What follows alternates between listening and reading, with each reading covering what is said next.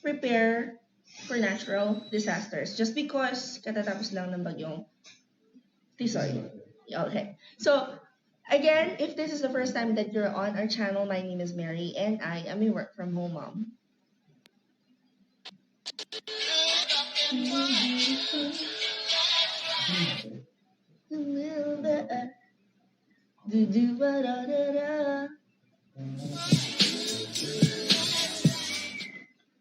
So, we are joined by Baby Love because wala siyang magawa. Nandiyan, nakatambay lang siya sa tabi. Sabi ko, join ka na.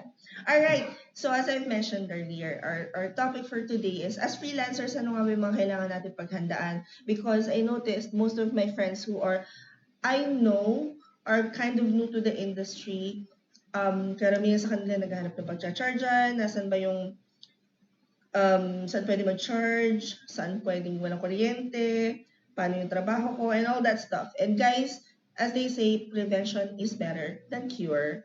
So, without further ado, let's get into the topic. Dumating si Bagyong Tisoy, ang daming naging nakita ko sa wall ko na hindi sila handa. Wherein, in reality, hindi naman kailangan maghintay pa tayo ng announcement at isang nakakaalarmang text galing sa NDRRMMC, kung ano man yun, tama ba yun? Ano yan? NDRRMC. Ayun. Isang alert na may padating na bagyo or nandyan na yung bagyo bago tayo mag-prepare. So, we've prepared this special. Actually, dapat yung topic ko, but dahil nangyari siya, and kami rin affected kami dahil ilang araw kaming walang ilaw, I thought and I thought.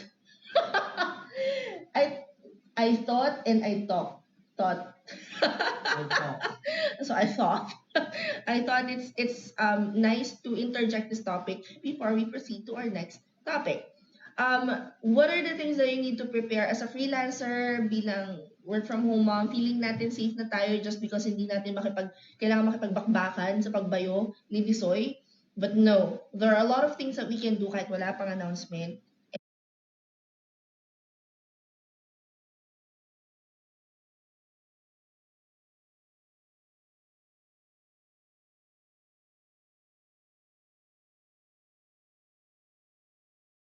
And eto yung mga bagay na yon. Number 1, make sure guys that you attend conferences and seminars for disaster awareness. It's very important na alam nyo kung ano yung gagawin in case of natural disaster. Such as? Typhoon. Typhoon. Okay, what else? Storms. Typhoon and storm is the same. Earthquake. The earthquake. Fire. Pwede rin. Natural disaster. Baha. Floods. Yes. So, there are a lot of seminars out there. Mag-google lang kayo, tapos i-type nyo yung area nyo, at lalabas na dyan lahat ng listahan ng mga conferences, seminars. Ang kagandahan ng Quezon, yung mga group writing community kasi, nakikipag-coordinate sa bayan, sa mga barangay, sa mga bayan, to provide these types of conferences and seminars. So, take time. Yung 1-2 hours na i-invest nyo dun sa mga ganong seminars,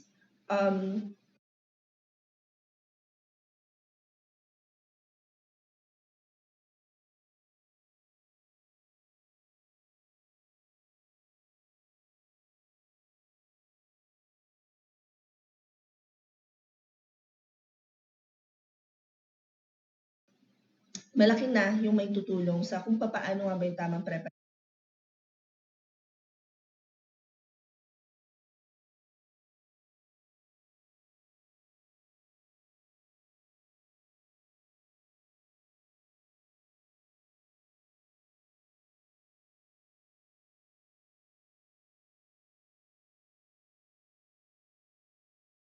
And then sa school, nagkakaroon ba kayo ng fire drills? Ano? Parang mga ano lang siya. Twice a year. Twice a year. Not bad na rin. Diba? So, maganda nga na hindi mo magagamit yung nalalaman mo yon. But at the same time, maganda rin na aware ka kung paano mo i-handle yung situation. The next thing is, one thing that I learned is that you always have to have a first aid kit. Anak, anong mga pwedeng nasa first aid kit na? Ano nasa first aid kit natin? First aid kit natin, betadine, alcohol, band-aid, wrapping, ano yun, yung pang-wrap. Tapos, cotton swabs. Yung mga ginamit ko ng operahan. Sinoperahan, di ba? Guys, balikan niyo yung vlog namin ng a couple of... Last year? Hindi. Nagsimula tayo parang 2 years ago. February 12 na ba yun? 14. Yung operation mo. I feel like it's 12. So, nakumpleto yung namin. First aid kit namin. So, if you guys can, hindi mo naman kailangan mag-spend ng ganong kalaki. Maraming nabibili sa Mercury na maliliit na packet ng first aid kit. Start with that. And then kung sa tingin mo, umattend ka ng seminar na realize mo, ay kailangan ko pala ng ganito dito, saka ay magdagdag. Alright? The next thing, and ito talagang gusto ko, matagal ko nang gustong simulan to, emergency bags. Emergency bags is comprised of different items. So, ano nga ba yung mga kailangang laman ng emergency bag na bukod sa emergency kit? Thanks to Google, we found this article from Rappler na may mga magagandang inputs. So, i-ano na lang namin, ang tawag doon, shortcut, summarize. Yan. Summarize na lang namin. So, dapat meron kayong isang bag. Ang unang-una kong ilalagay sa bag is set of clothes, at least tigigisang clothes na pwede mong gamitin. Kumbaga sa isang mag-anak, meron kayong isang bag, meron kayong pambahay at pantulog at pangalis na damit dun sa bag na yon. And then punta na tayo dito sa article ni Rappler. Ang unang sabi dito is food and water. It's very important na, syempre, ito yung tatandaan nyo miski doon sa first aid kit, titingnan nyo lang yung expiration date. Ano yung mga pwede mong ilagay na food sa isang bag na magtatagal doon ng 1 taon, anak? Delata. Delata. Very good. Yes. Delata na pag inopen mo, kagaya ng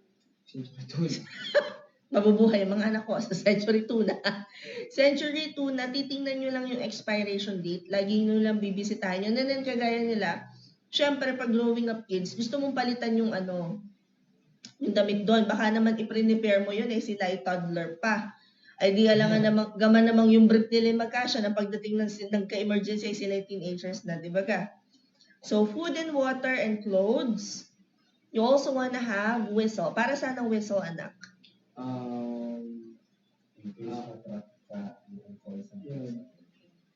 Ulitin mo na yung sinabi ni Papa mo dahil hindi rin yun.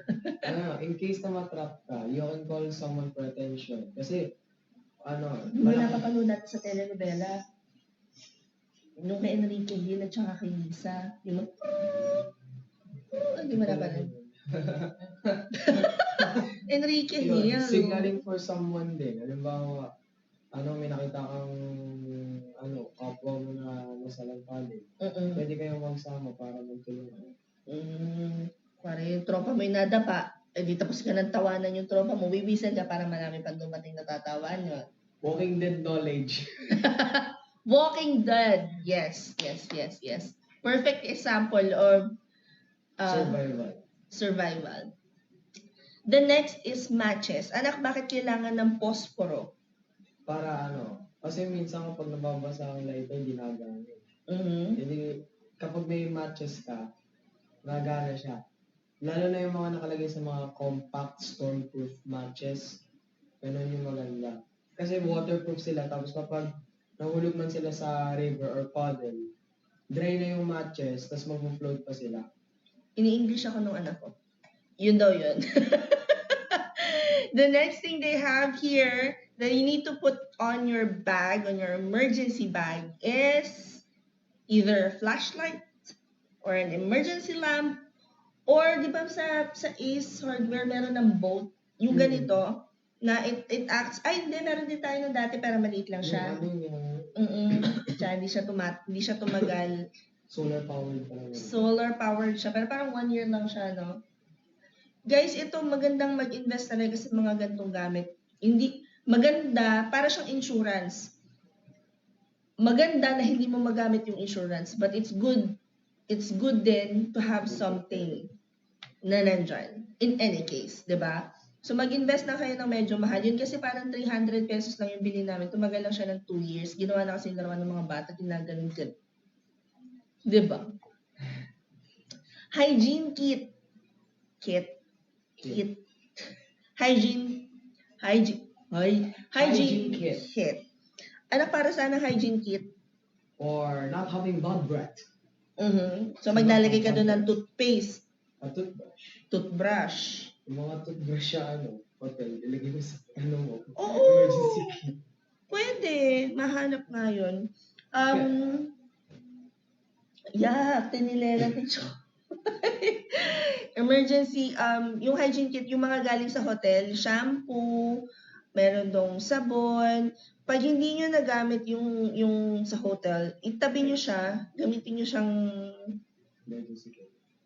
Pang-emergency kit. Para, alam mo yun, hindi, pag dumating sa punto na kailangan nyo pumunta sa evacuation center, hindi pa rin kayo mamaho dahil meron kayong sarili nyong toothpaste. Next is the first aid kit. So, we've already discussed this.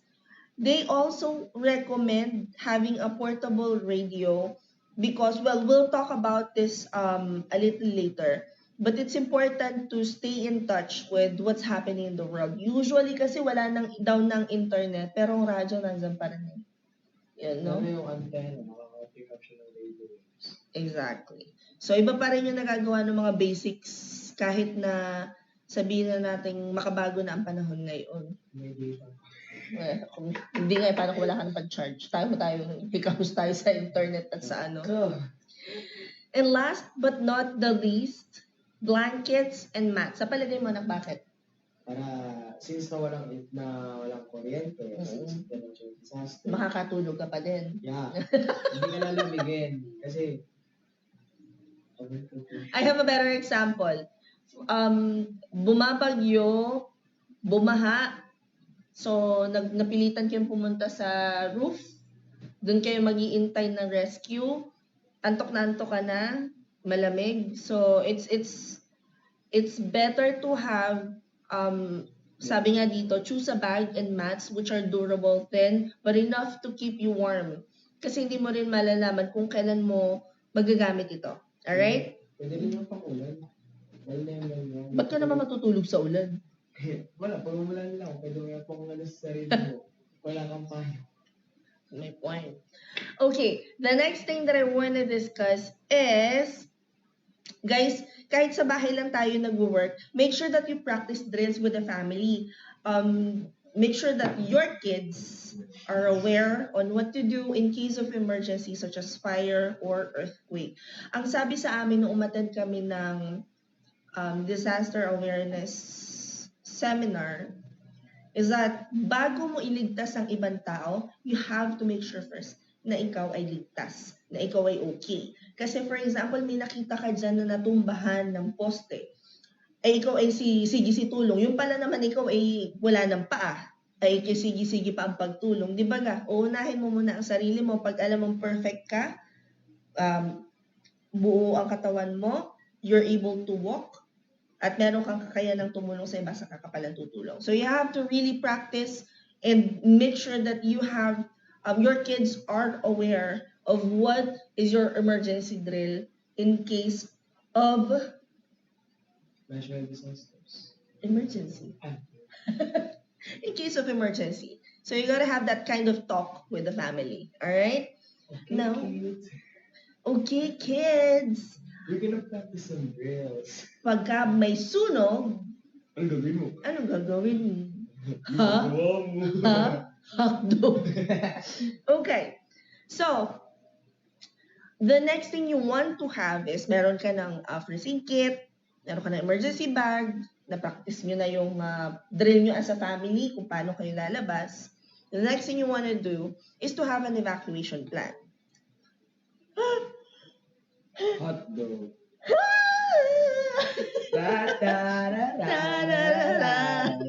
Okay.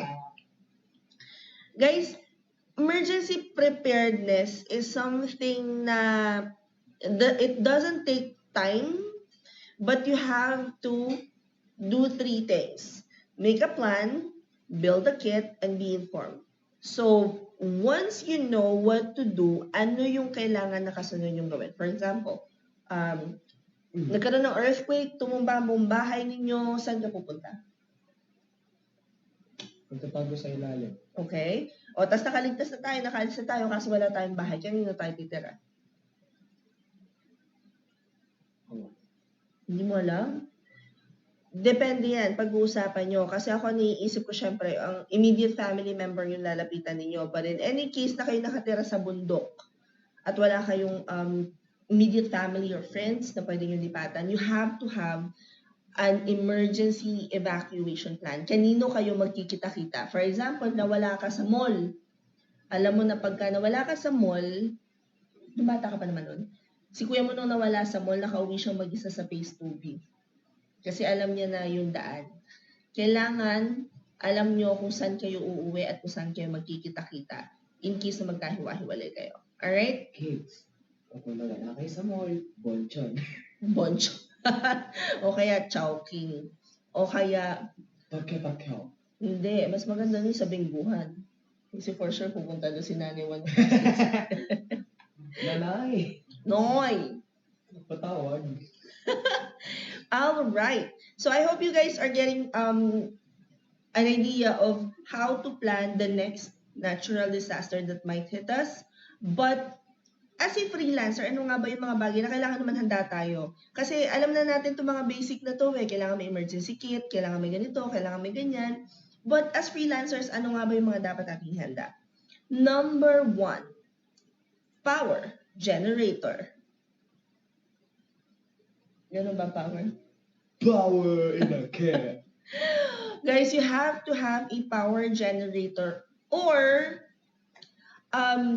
some freelancers, what they have is the UPS, the uninterrupted power supply, which means na although shorter period of time, shorter duration lang yung kaya nitong si UPS, at least hindi agad-agad mamamatay ang computer nyo.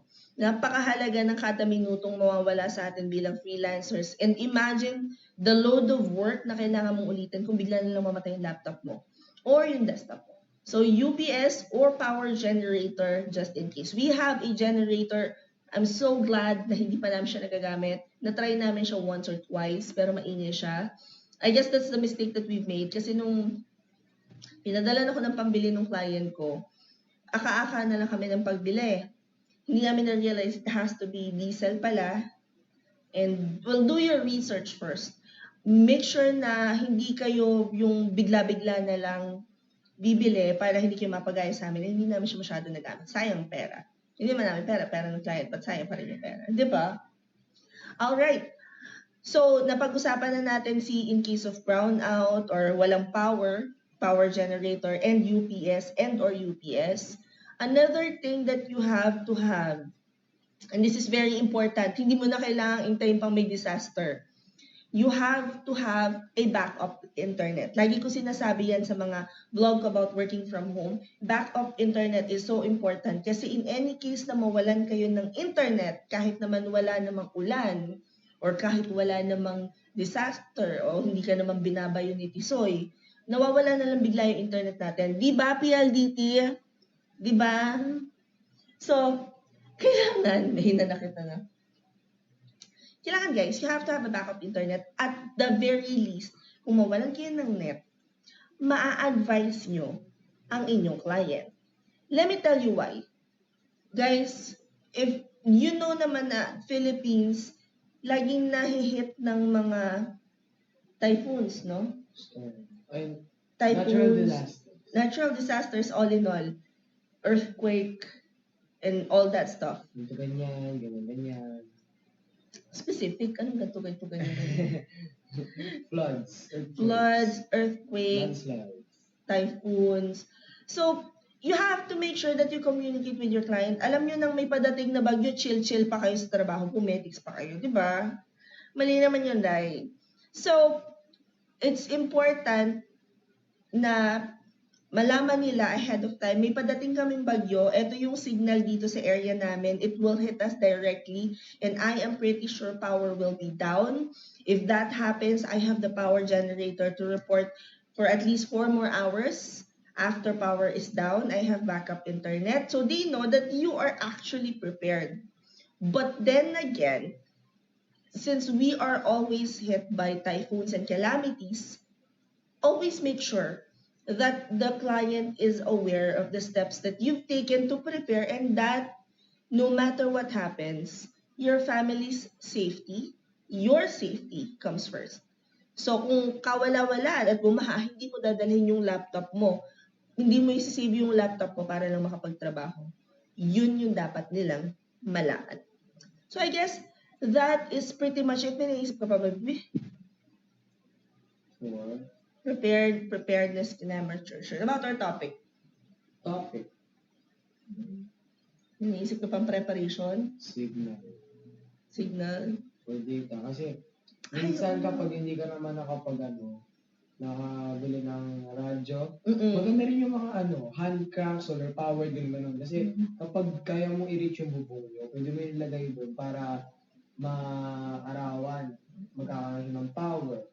Kahit hindi ka man mag-hand crank, may power ka na kaya mong makinig, kaya mong mag-ilaw, ganyan. Yun, isa pa yun, hand crank flashlights and radios.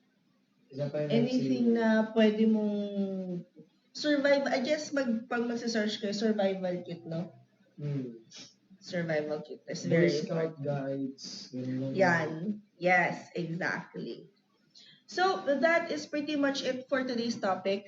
I hope you guys learned a thing or two. If you guys have any questions about working from home, feel free to comment below. And guys, don't forget to hit like and subscribe. We'll see you on our next video. Bye!